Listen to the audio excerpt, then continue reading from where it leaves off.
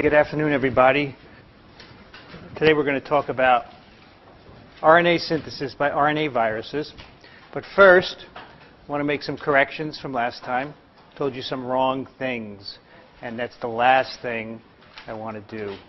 So let's fix it first. This may cause us to not finish what I wanted to tell you, but it's okay. All right, first, someone asked me about CCR5 inhibitors. Okay? So CCR5 is the co-receptor for HIV.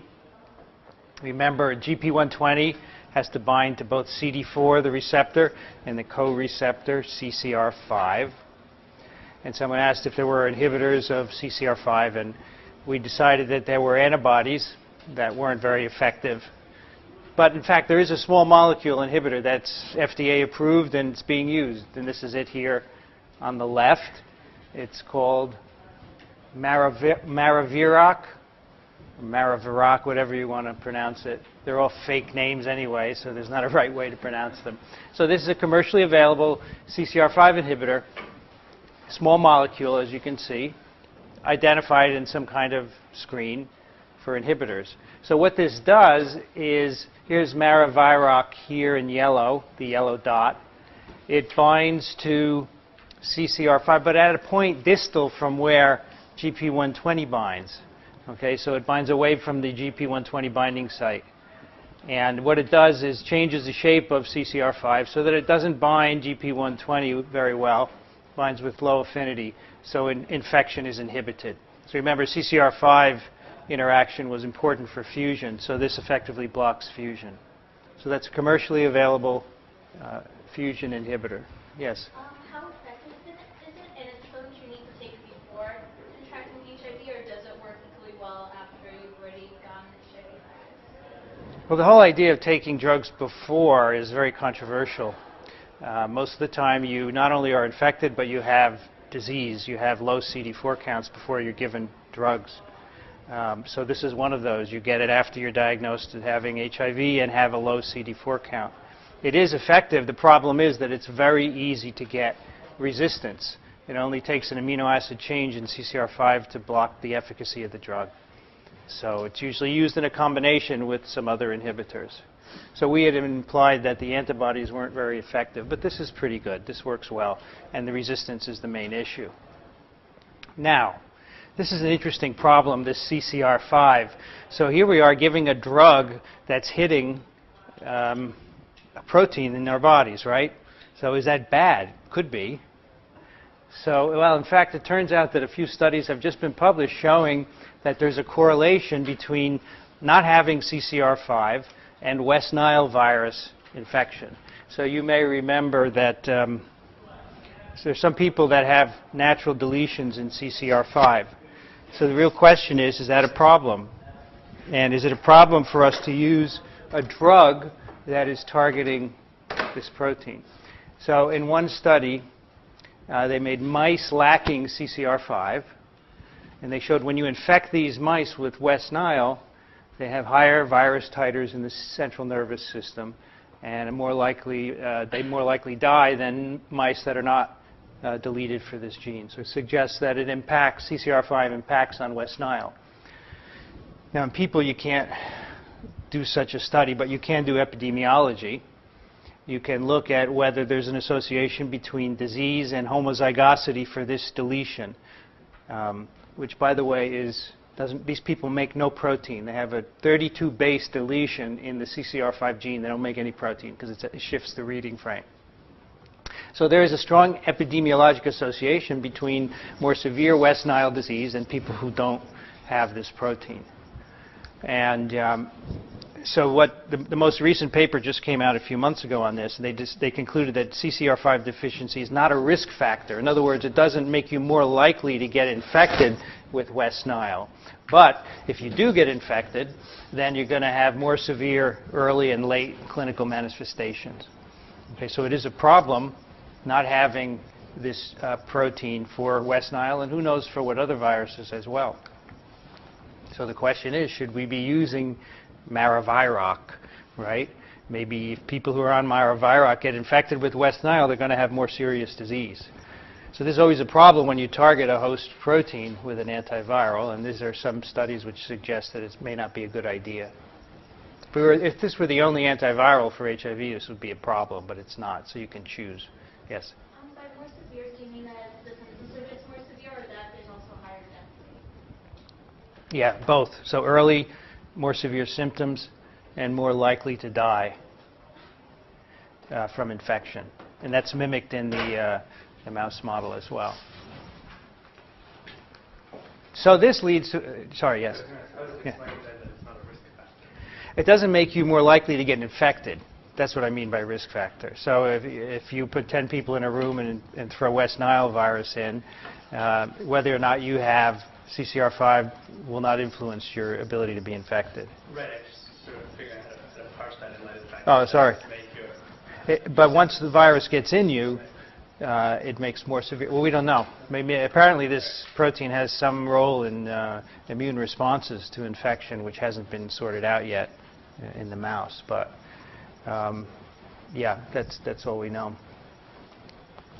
So I don't know if any of you are interested in how we have a lot of people with delta CCR5. So I dug up this old blog post that I wrote last year. 10% of the human population have the CCR5 delta 32 population. It's a lot of people, right? But so how is it there? Is HIV selecting for people who have this deletion because they would be resistant to infection? Not likely, because HIV probably crossed from chimps to people around 1930. So that's not enough time to exert a selective force on the human population. But what's thought is that maybe it was smallpox that did this. So smallpox has been around, as far as we know, since recorded history, maybe before. And we think that maybe this protein is a receptor for smallpox. We don't know. Nobody's done the work. But it could be that hundreds and hundreds of millions of people had smallpox for thousands and thousands of years, certainly enough time to exert selective pressure. So it may be that anyone who had delta 32, delta CCR5 32 was resistant to smallpox, so the allele stayed in the population. Okay, so that's an interesting hypothesis. All right, so that's one thing I wanted to fix. The second thing is sialic acids.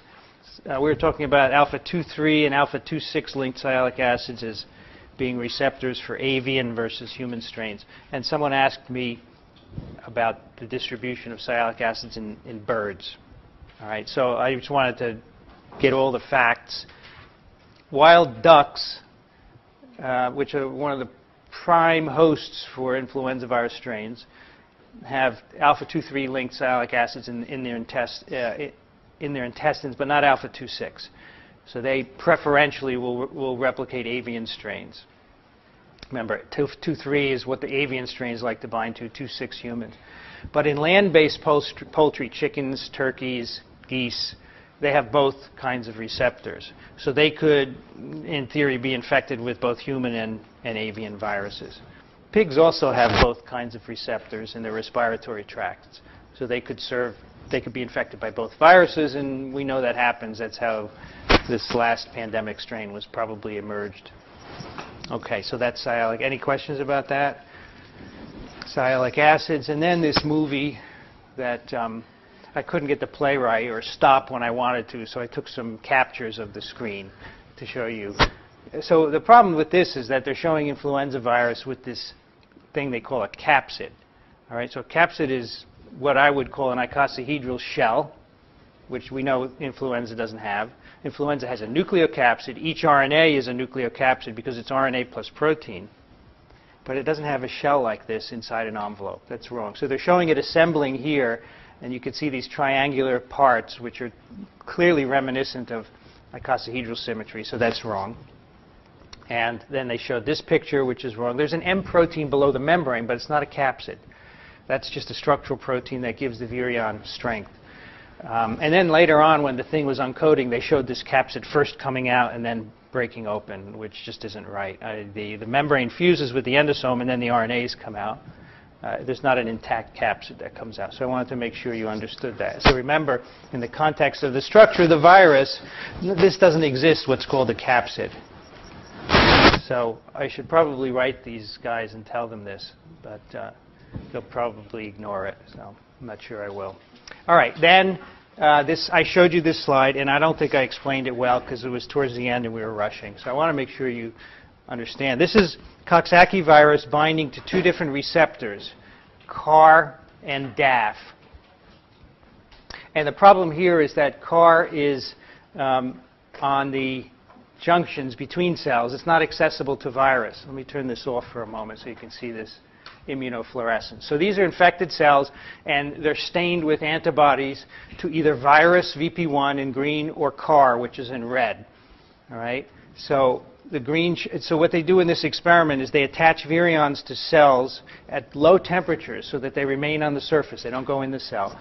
And then they take a picture at 0 time, and then they warm up the cells for different periods of time. So at 0 minutes, when you're finished binding the virus and you stain for virus, you can see the virus is spread over the tops of all the cells. All right, that's what the green dots are.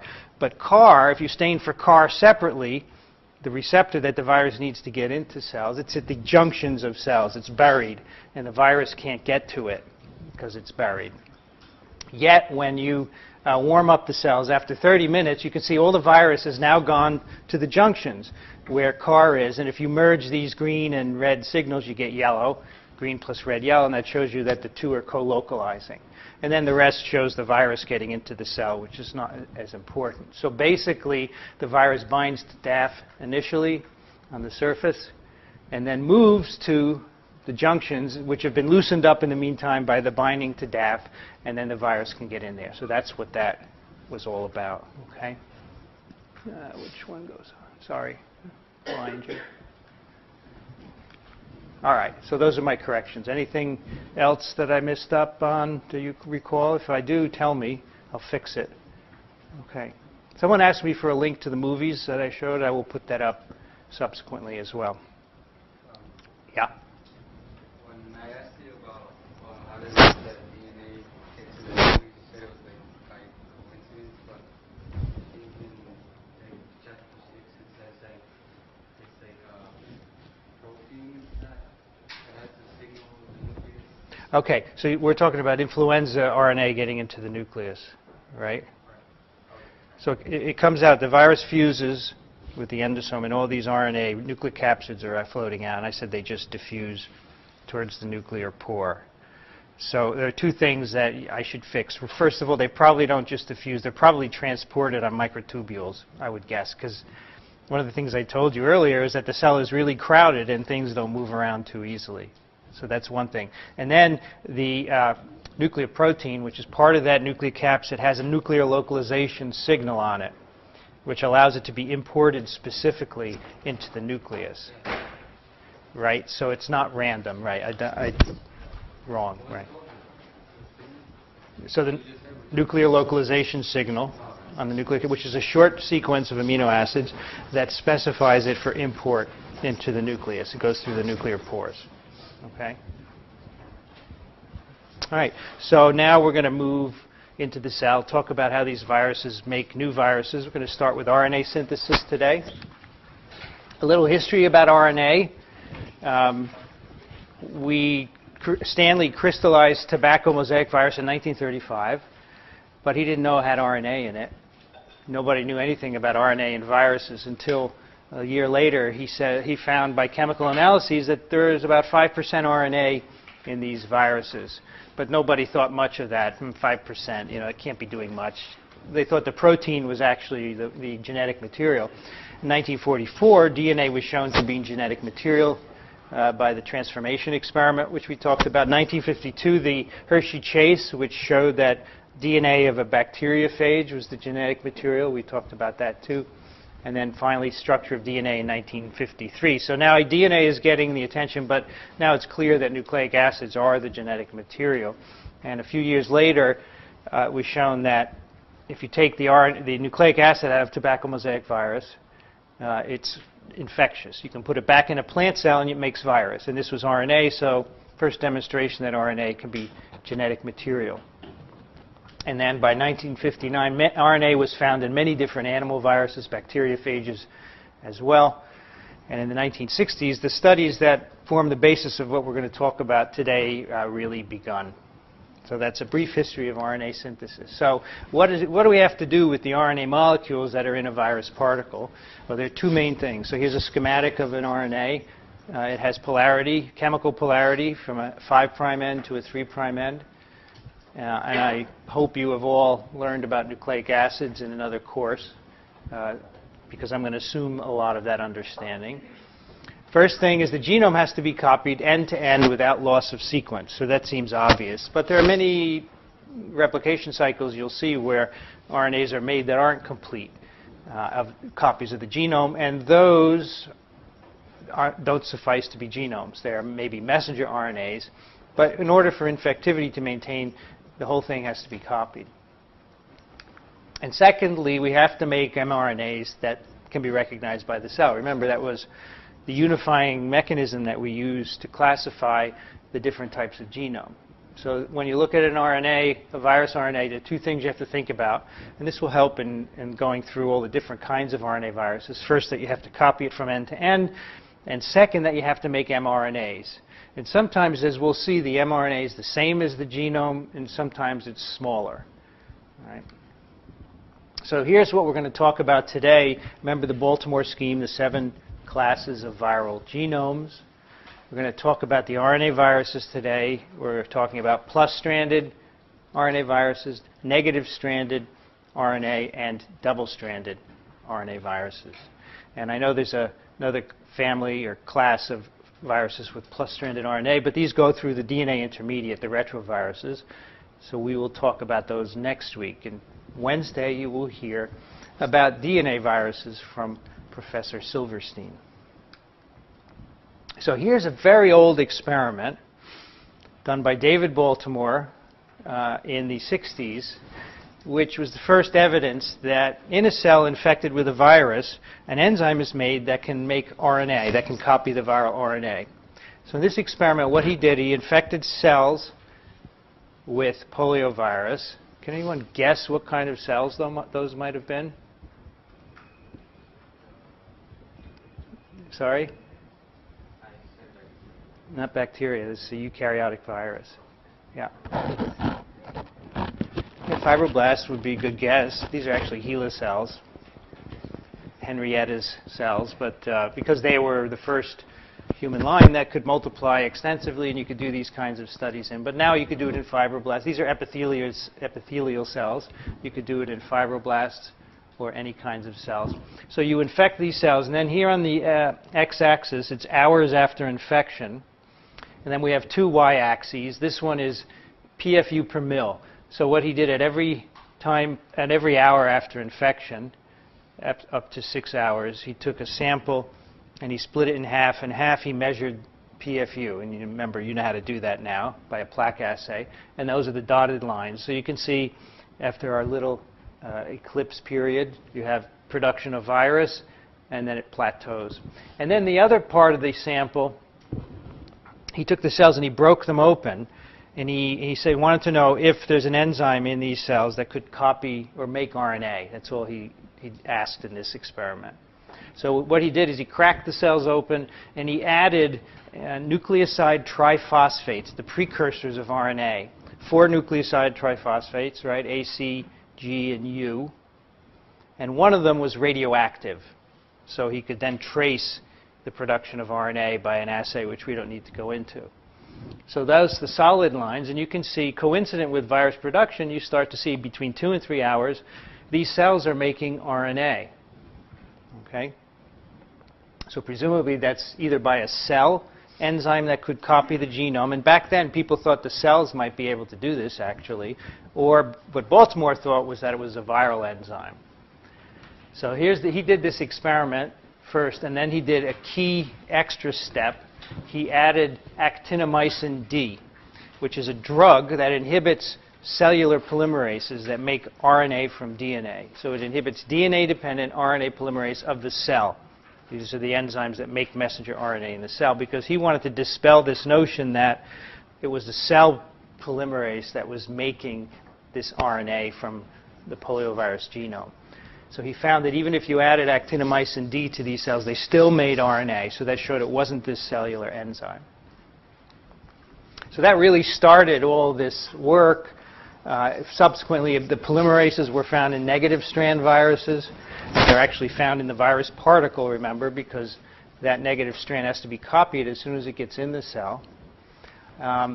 When we began to sequence genomes, we found that there was a very specific amino acid sequence, GlyAsp, GDD, that was found in certain RNA polymerases, which was a signature.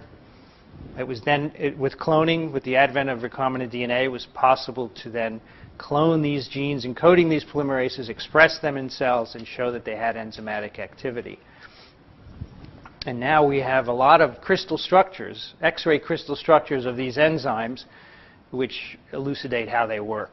So we've come a long way from that simple experiment of infecting cells, cracking them open, and adding NTPs. A couple of terminologies we're going to use. Replicase is the enzyme that copies viral RNA to produce genomes. Replicase is implying replication, not mRNA synthesis. Transcriptase is the enzyme that produces mRNA, not genomes. Of course, if the mRNA is the genome, then it gets a little complicated. But otherwise, they should be different. Transcription is copying DNA into RNA. It's not copying RNA into RNA. A promoter is a sequence that controls transcription of DNA templates. So you will not hear about promoters today, because that's only going to be found in DNA viruses. Now remember, the RNA can be different according to the specific virus, but we can generalize it in such a way to make it easy to remember. Minus strand RNA genomes, remember, they have to come in the cell and immediately make more RNA. So they have to carry the enzyme in to do that. They have to be coated with protein so that they are ready to begin RNA synthesis on entry. So you can just remember that, and you will understand a lot about how those viruses replicate. Plus strand genomes are pretty much naked. They come in the cell and they're translated. The exception is the genome of retroviruses, which is plus RNA, but comes in with reverse transcriptase because it's going to be copied to DNA. Okay? It's not going to be translated. It's going to be copied to DNA. And double-stranded RNA genomes can't be copied by the cell, and they can't be translated, even though they have a plus strand in them, so they have to also bring an enzyme in the cell with them. So really, this is all you need to remember to know how any virus does its thing early on in the cell. Now remember, some of these, when the negative strand viral RNAs are bound to protein, we call that a nucleocapsid. So this is an example of VSV nucleocapsid, or N protein, which I believe we looked at before. This is the protein bound to a short piece of RNA, and these are multiple subunits, the same protein repeated, bound to a longer RNA. And remember, these proteins are interacting with each other and with the RNA. They're really good at doing that, and that's why you have a very stable structure, which we call the nucleocapsid, and here it is for vesicular stomatitis virus, rabies virus, which of course would have an envelope on top of that. Now, RNAs can have what we call secondary and tertiary structure. They're not just linear molecules as we draw them often. As you can see here in the upper left, there are a variety of secondary structures which occur when there is base pairing among different regions of the RNA. We have stems and loops forming as a result. These are called hairpin loops. We can have multi-branched loops, as this one with two stems. You can have bulges or loops in the interior. So these are all examples of secondary structures. And RNAs, viral RNAs, are full of these. And they have functional relevance, as we'll see. And then an example of tertiary structure is shown here. This is called a pseudoknot. And this has a stem loop right here. And then the loop region is base pairing with a sequence downstream. Okay? And that forms the pseudoknot. So what happens when this base pair forms, it's shown schematically right here in the second part of this diagram. And then what really happens is that the two base paired regions are coaxial. They form one line like this. And that is called a pseudoknot. So it looks like a knot, but the RNA isn't actually tied in a knot. It just looks like one. And here's a three-dimensional structure of one such pseudoknot. And these also have very important biological functions in different virus genomes. So if you remember early on, I showed you this picture of a poliovirus genome. So that's the secondary and tertiary structures that constitute this RNA. So you can see the whole RNA, 7,500 base pairs is extensively folded into these structures. So here are some rules for RNA synthesis that apply to all the viruses. First of all, the synthesis of RNA begins and ends at very specific sites on the template. It's not random. The RNA polymerase, RNA-P, has two modes of initiation. Some of the viral polymerases don't need a primer. We call that de novo initiation, and that's like cellular polymerases, DNA-dependent RNA polymerases of cells, the enzymes that make mRNA. They don't need primers. They are primer-independent enzymes. So some viral polymerases are like that, but others need primers, and we'll see some examples of that. Often the polymerase itself, the enzyme, isn't enough to accomplish viral RNA synthesis. You need other viral and cellular proteins as well. And this one, you should all know that when you make RNA, it's synthesized in a template-directed fashion by incorporation of the NTPs one at a time. It's copied from 3 to 5 prime, and it's synthesized in a 5 to 3 prime direction. So most RNA synthesis that we'll talk about is templated. In other words, there's a single-stranded template which says which NTP to put next in the product. But there are some interesting examples of non-templated RNA synthesis in viral and actually eukaryotic genomes as well. So you put, the polymerase will put extra bases in that don't exist in the template. Non-templated RNA synthesis. And we'll look at an example of that. And that adds to the diversity of viruses. It increases the coding capacity of a viral genome. So these are some examples of initiation: de novo or primer independent and primer dependent. So a de novo initiation could just begin when you have the very 3' end of the genome here. Here's the first base, N1. And the polymerase simply starts copying right at the 3' end by putting in the first complementary base, which will have a triphosphate on it. So that's 3' terminal initiation. No primer needed. There are some other examples of initiation with a single base that has a cap on it. So this is a case where you have a capped G. We'll see later on when we talk about translation that the 5' ends of mRNAs usually have these unusual cap structures on them. So they can serve as a primer. It's a single base with three triphosphates and an unusual linkage, which isn't shown here. And in this case, it's priming internally, makes a little bit of the complementary strand, and then slips back so that now it's a perfect copy, or it's a full-length copy of the RNA. So that's just a special case of de novo initiation. Here on the bottom are two examples of primer-dependent. Some viral polymerases use a protein primer, and that is a small protein, which is shown orange here, linked to a few bases or more of RNA. That's the primer. So it's not just a nucleotide primer, it's a protein primer. And here's an example of another capped primer. In this case, here's the 5' cap, the blue square. And here is a primer of maybe 12 or so nucleotides which are complementary to the template. And we're going to talk about these specifically today. Now, nucleic acid synthesis, as I've said, is templated. You have here the template strand shown on the top from 3 to 5 prime. The primer base pairs with the template. It's complementary to it. And then new triphosphates are added at the 3' end of the primer by stepwise synthesis. So the chain would grow in a 5 to 3' direction. And here is how nucleic acid synthesis occurs. Here's the template strand, all right, the phosphate backbone, the sugars, and then the bases here, A, T, G. And here is the growing strand. This is the end of the primer. So here is a complementary C, which has been added here, and A. And the next base to be put in is this T. And an important part of this is that these new triphosphates, of course, that are added have 3 phosphates, hence they're called triphosphates. Here's 1, 2, and 3.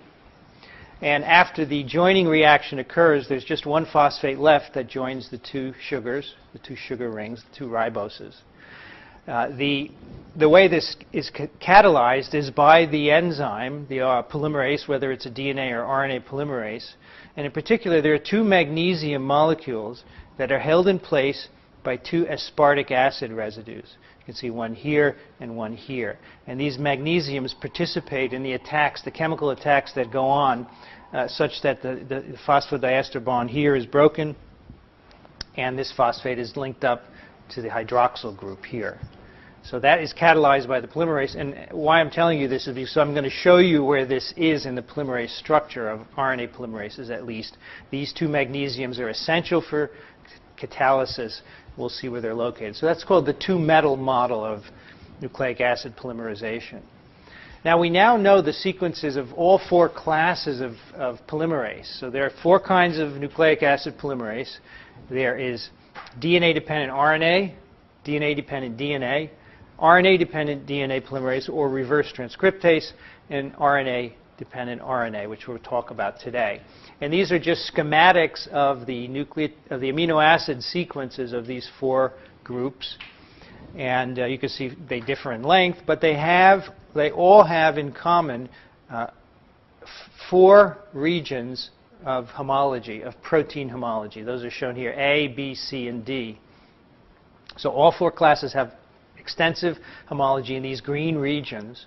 And then the polymerases that recognize RNA have in addition a fifth area, E here, of homology. So they have a lot in common, and maybe they're all coming from an ancestor that predated all of them.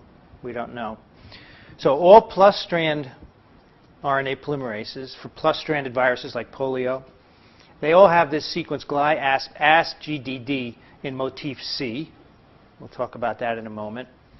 The negative strand polymerases have ASP, not ASP, just two ASPs. And it's also present in reverse transcriptase in the segmented negative strand viruses. The non-segmented negative strand polymerases like that of the BRNAs have ALA-ASP-ASN,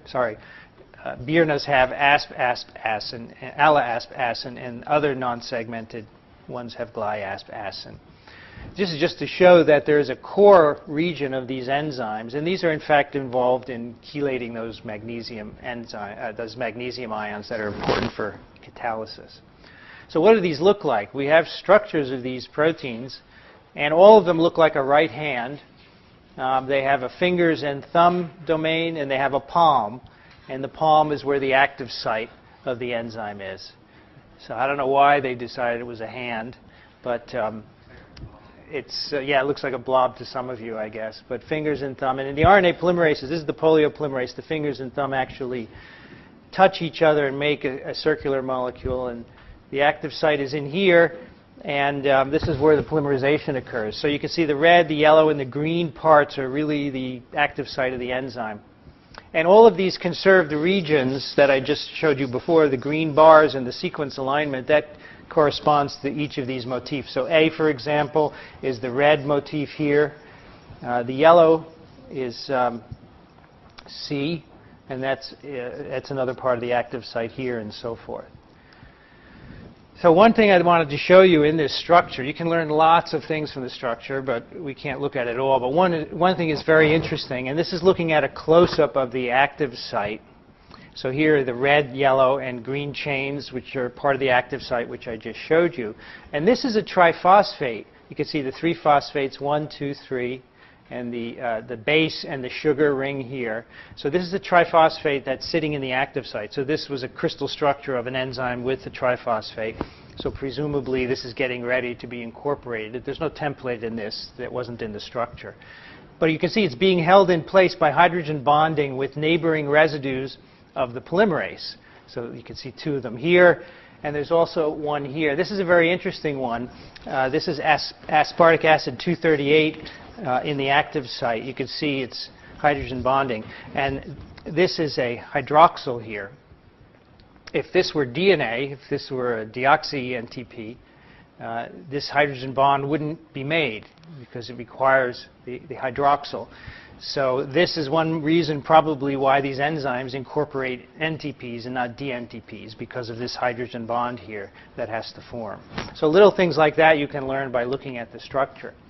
This is one of these enzymes bound with primer and template, just to show you how this whole thing sits in the cavity. So these are the fingers and thumbs, and the palm domain is in the back here.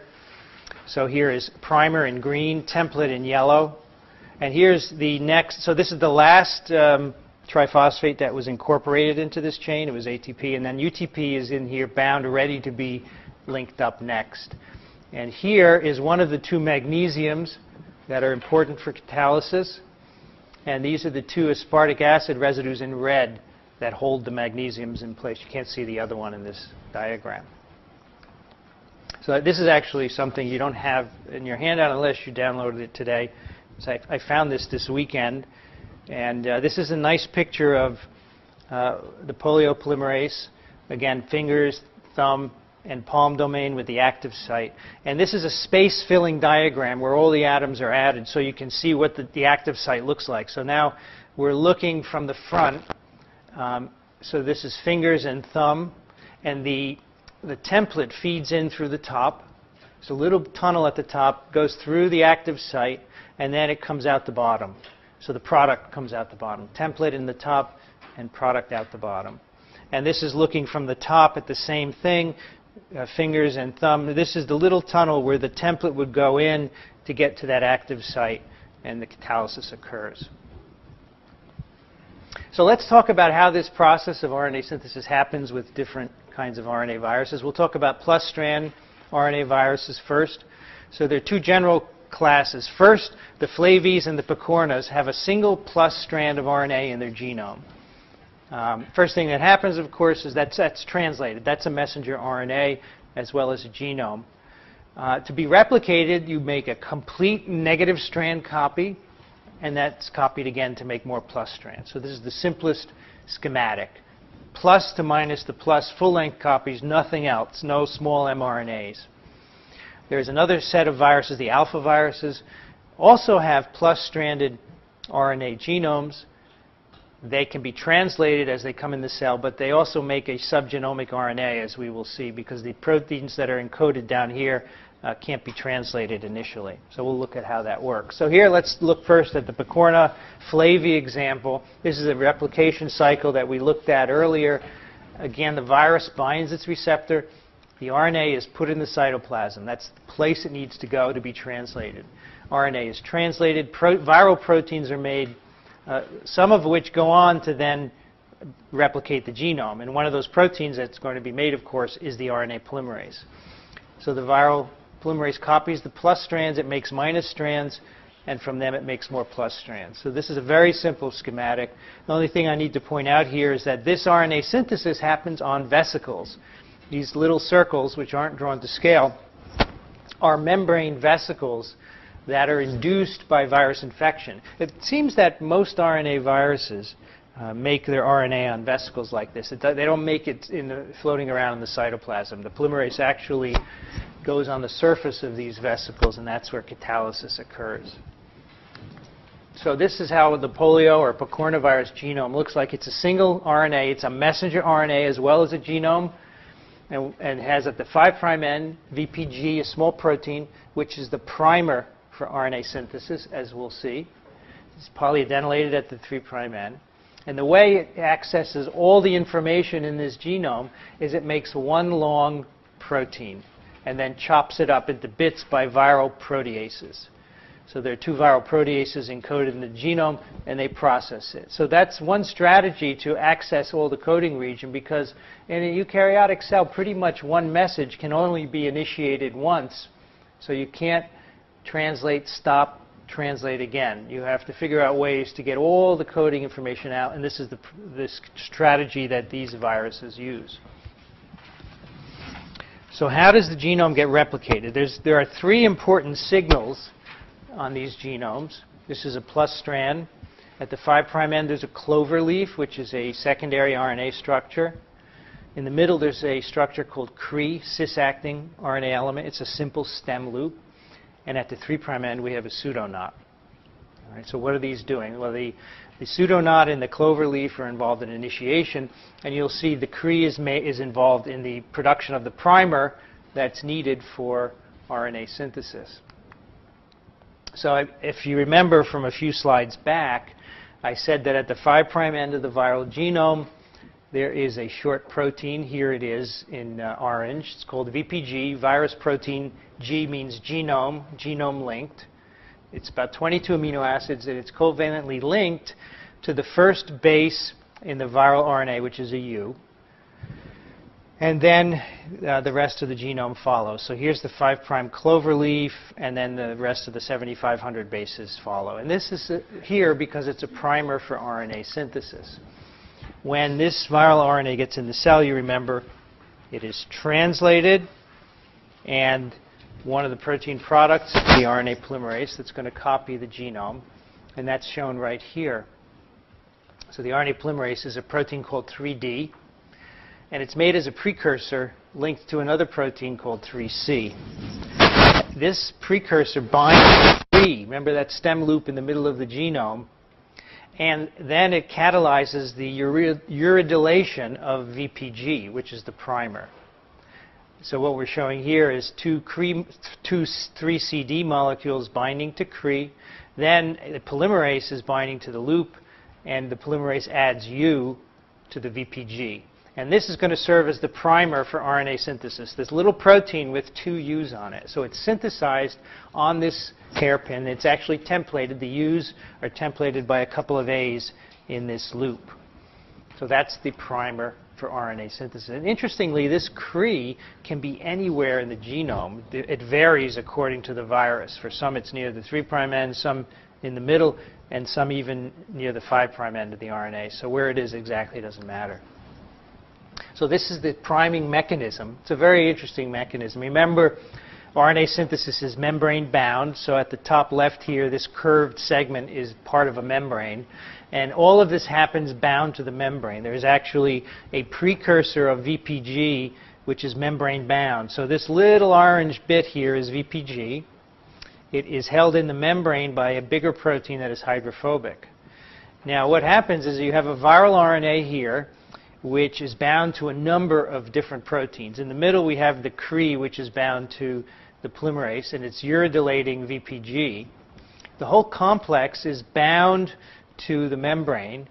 And then at the very 5' cloverleaf, we have a couple of very interesting interactions. We have a protein called PCBP, bound to one of these cloverleafs, and it's one of the loops in this clover leaf. And then we have a second protein. These are both cell proteins called poly-A binding protein, PABP, which is bound to another loop on the other side.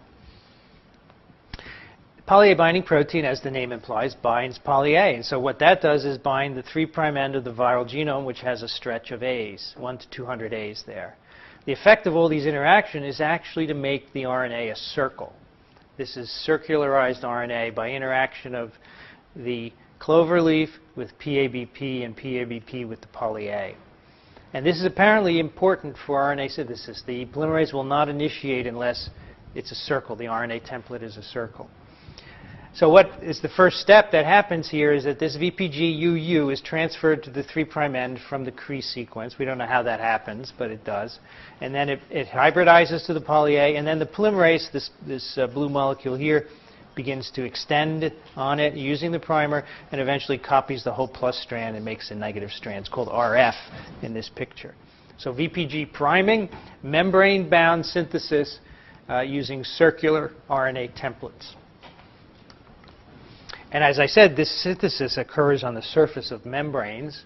So if you look in a uninfected HeLa cell on the upper left, it's an electron micrograph. It's a normal cytoplasm with all sorts of endoplasmic reticulum, mitochondria, Golgi apparatus. But a poliovirus-infected HeLa cell, about 6 hours after infection, looks totally different. There's no more ER. There's no more Golgi. Even the mitochondria are gone. And they're replaced by these double-membraned vesicles. And the smaller dark dots are actually newly synthesized virus particles. And it's on the surface of these vesicles that the RNA synthesis occurs. We're not sure about where these vesicles originate. There are two schools of thought. One is that the virus interrupts the normal transport of vesicles from the ER to the Golgi to the cell surface.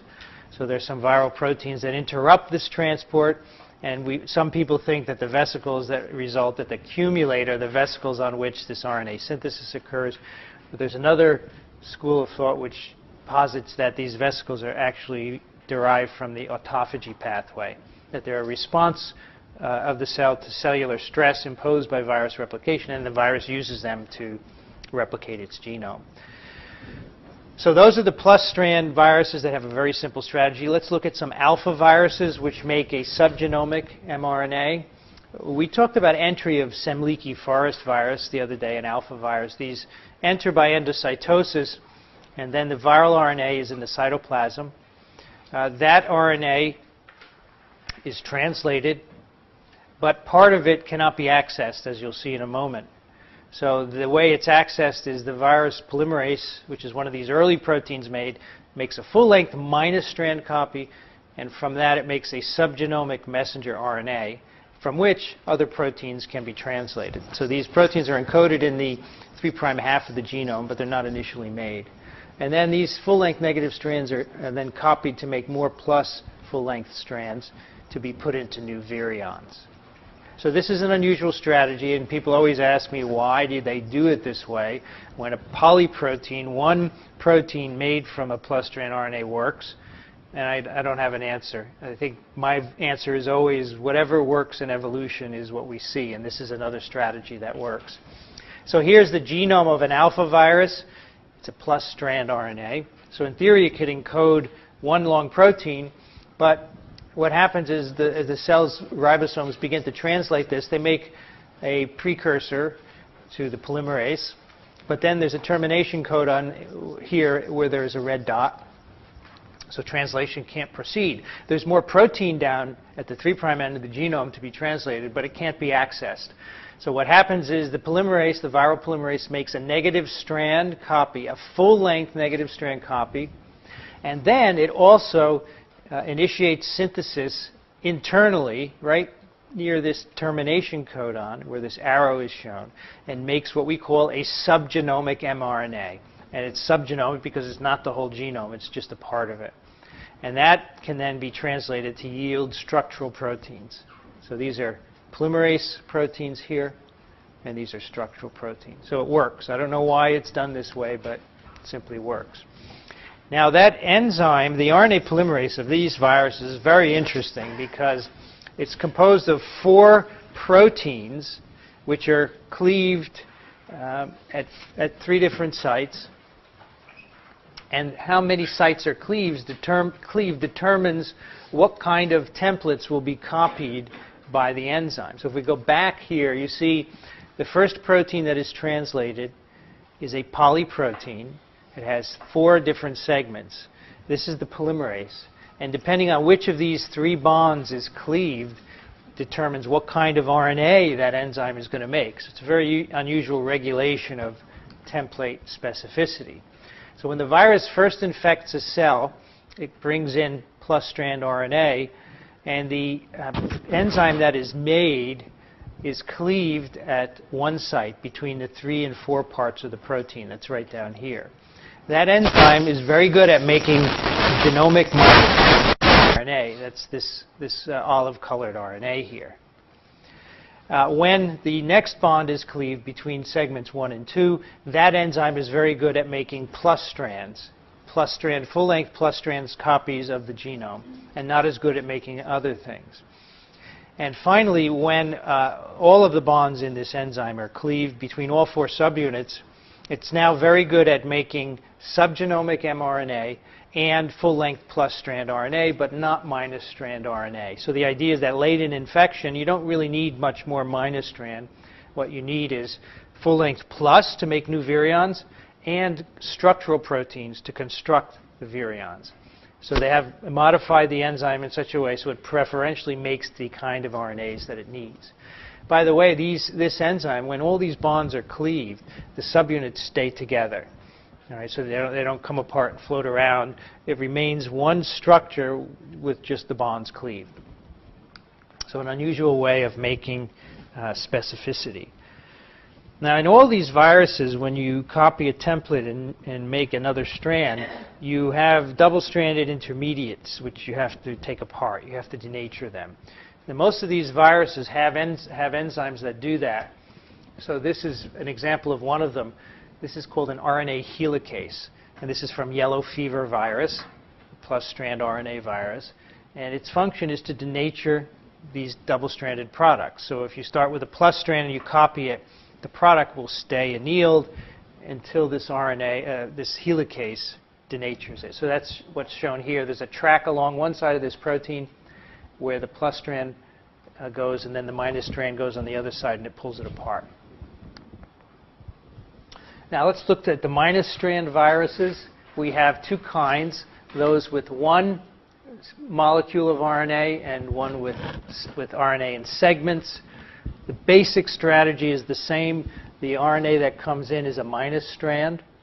You have to make mRNAs from it, and you have to replicate the genome. And in many, as you will see, in most cases, the mRNAs are not complete copies of the genome for both of these kinds of viruses. They're shorter, so that you have to have two separate RNA synthetic events: mRNA synthesis and replication.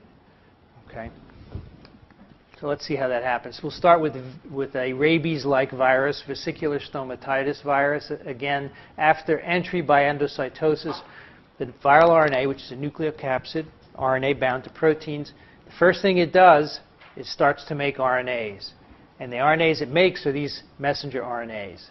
It makes 5 messenger RNAs, which are made into proteins. Now, these are all short. They're not the whole genome, so the virus can't replicate if it only makes those. So what it does is, at some point in infection, begins to make full-length copies of this negative strand, which then go on to be copied to more negative strands. And these are incorporated into virions. So here, this is necessitated by the fact that there are short mRNAs, and these can't be incorporated into virions. So you may ask, why does the virus do this? Well, it's another strategy. So there's one approach to make a long protein and chop it up. The other approach is to make short mRNAs and use each of those to make a protein. Either one works. So here's the genome of vesicular stomatitis virus. Remember, it's wrapped up in a nucleocapsid. And the genome encodes 1, 2, 3, 4, 5 mRNAs, each of which encodes a certain protein. It also has a short leader at the 5' end. So as soon as this gets in the cell, the polymerase begins to make these mRNAs, because right away it needs protein, one of which is the polymerase shown down here. So here's how it works. You have the input negative strand genome RNA. There's the polymerase brought in with it. It's already bound to the RNA. It makes all of these mRNAs, each of which encodes a certain protein. At some point in infection, later on, not at the beginning, the polymerase changes. It becomes different, and now it starts to make full-length copies of the negative strand. And we think that one of the key switch mechanisms is that the nucleoprotein begins to bind these newly synthesized plus strands, and it prevents the short messages from being made. So early in infection, there's not a lot of nucleoprotein around, so when the polymerase starts synthesizing, it makes messages. But late in infection, there's a lot of nucleoprotein. That binds the newly synthesized plus strand and keeps the enzyme elongating. So you get a full-length plus strand and then eventually a full-length minus strand as well. This is to remind me to tell you later that in some of these viruses, there is non-templated RNA synthesis, which occurs in this gene right here, the P mRNA. I'll show you that later. So here's another schematic of how this happens. This is the input negative strand RNA, so the 3' end, and here's a polymerase molecule bound. So it starts to copy the first gene, which happens to be N, and it's making an N mRNA. It gets to a sequence at the end of N. There's a termination sequence for the polymerase. Synthesis stops. You now have an N mRNA, but the polymerase remains attached to the template, and it starts to make the next mRNA, P. And it goes right down the genome in sequence, makes each of the mRNAs. As it does so, it polyadenylates between each mRNA in a very interesting mechanism. So here's one of the mRNAs being made. Here's the polymerase in purple. So between the two coding regions for the mRNA, so here's one coding region on the left and here's a second, There is a short sequence. It's called the intergenic sequence, and it's rich in U residues. And what happens is the polymerase gets here, and it begins to slip. It gets to this U-rich sequence, and it sits in place and starts to crank out A's.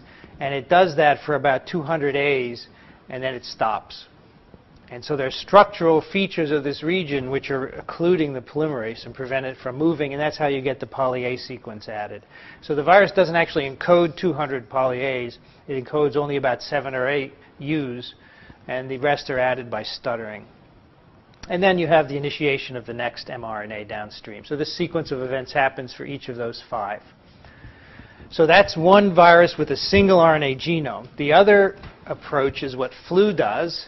It has its genome in pieces. It has 8 pieces, each of which can be copied to an mRNA and make a protein.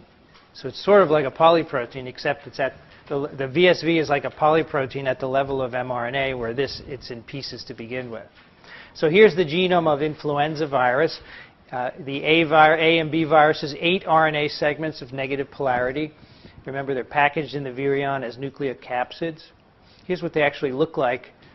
These are cryo-EM reconstructions of synthetic nucleocapsids. These are the nucleocapsid protein with a short RNA. And these each are the NP protein, each of these bits here. And then at the end, it's believed that this larger protein is actually the RNA polymerase of the virus. So it's stuck on one end of the RNA, ready to initiate synthesis. So each segment gives rise to an mRNA, which gives rise to a protein. Some interesting things. Yes? When it's missing in the RNA, how does it prevent from stuff to make a whole RNA instead of breaking up into? Well, these are pieces to begin with in the virion. So each piece has a polymerase attached to it, and it copies only that piece. It never goes on to another. The whole RNA. It copies the whole segment, but only the segment and nothing else. It's because it's physically separated from the rest. There's some interesting coding gymnastics here to get more coding out of this small genome. So look at this. This first segment actually has an alternative initiation codon where a second protein can be made. And this is a very interesting protein, which we'll talk about in pathogenesis. Down at the 7th and 8th segments, actually the transcript is spliced to give a different transcript, which encodes a different protein. So there are a couple of other mechanisms for getting different proteins out of a single RNA. So this is how the synthesis works. Very much like VSV, except it's just one message. You have your input negative strand. You have a synthesis of an mRNA, and then to get replication, you get complete copies of the negative strand, which are copied then again. So the mRNAs, though, are not complete copies. They terminate about 20 nucleotides from the 5' end of the virion RNA, and that's why you have to have a separate replication step. Now, these messages are primed with capped primers. And this capped primer is actually derived from host cell mRNAs. So the viral polymerase, one of its subunits, is actually an endonuclease, which takes any mRNA in the cell and cleaves its 5' end, about 12 bases from the cap. And then that little fragment it uses as a primer to make mRNA. So all the flu viral mRNAs, the first 12 to 14 nucleotides, are derived from host cell mRNAs. Any mRNA, it doesn't matter. It doesn't code for anything, but it's important for the priming step. And so this is actually how that happens. Here's a host cell mRNA. It has a cap at the 5' end. The influenza endonuclease cleaves these mRNAs, makes a primer, and then the enzyme, the RNA polymerase, uses this as a primer to copy the negative strand. So here's the priming step, and then the elongation. So this primer is derived from the host cell, and the rest is virus-specific sequence. So this is just for the mRNAs, not for making full-length plus or minus strands. So the virus needs mRNAs, freshly made mRNAs from the host cell in order to do this. The polyadenylation step of this enzyme is very interesting. So this is the enzyme that we think is active in making influenza virus mRNAs. And this is the template, the virion RNA, which comes in with the virus particle. It's going to be copied to make an mRNA by this enzyme. So it's actually believed to be anchored at its 5' end. And then a synthesis of the mRNA starts at the 3' end of this negative strand. So as it's copied, this mRNA is made. And what we think happens is the template is actually pulled through the enzyme. The enzyme doesn't move down the template, but the template is pulled through the enzyme. So if you can imagine, this is being pulled through. And this loop with the U's on it gets shorter and shorter until it can't be pulled anymore. This U is now at the active site of the enzyme, and what do you think happens? Makes a lot of A's. It just starts cranking out A's, and that's the genesis of the poly-A sequence of these viruses. So there are about 7 to 12 U's on the minus strand, and as soon as this loop is tight, the enzyme starts stuttering out more A's. So that's the mechanism of polyadenylation. The double-stranded RNA viruses, which is, I think, our last example, these have both plus and minus strands, but the plus strand cannot be translated. So in the virion, this is copied to make a plus strand mRNA, which is translated into protein. And then another plus strand is replicated to make new genome segments that are going to be incorporated into new virus particles. So all of this actually happens in the particle. None of this happens in the cytoplasm. So here are real virus virions. In this case, a number of double-stranded RNA segments, each of which produces a messenger RNA here, and each of which produces a protein. And the real virions, remember, have two shells. They have an outer and an inner shell. And here's the virion outer shell. And then when that's digested away, you get a core. And now on this core, you have these very interesting turrets sticking out. And the mRNA that's made, the mRNA for each double strand is made in the interior, and it's going to be extruded through the turret into the cytoplasm in order to be translated. And we think that at each turret, which is at each of the 5-fold axes of the particle, there's a single polymerase sitting there that copies each segment and pushes the mRNA through the turret.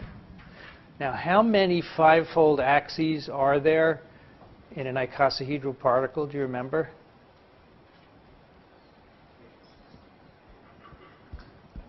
Is it 5? Is it 10? What's the number? On an icosahedral structure, how many 5-fold axes of symmetry are there?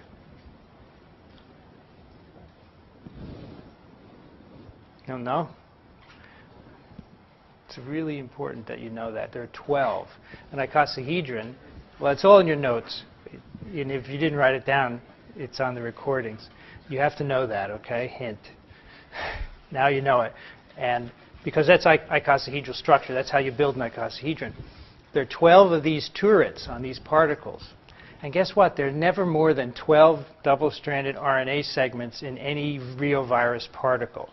So we think that's what limits the number of segments, because each segment is associated with a turret, which is a 5-fold axis, and the enzyme that makes mRNA is associated with each one. So that's what probably limits the number of turrets. So this is a replication schematic of reovirus. It's a little more complicated than I want for today, but it's from the book, and I'll try and get you to focus. So the virus, here's the double-stranded shell number 4. It's taken up by endocytosis. The endosome acidifies. The endosome also has proteases in it. The proteases digest away the outer shell of the particle. When that happens, the particle comes out into the cytoplasm, and then it starts to make mRNA. The mRNA is made right inside the particle. Each of the 5-fold axes has a polymerase and a segment associated with it, so the mRNAs are extruded through the turrets. And those are these little green squiggly guys shown here. They come out of the turrets right in the cytoplasm.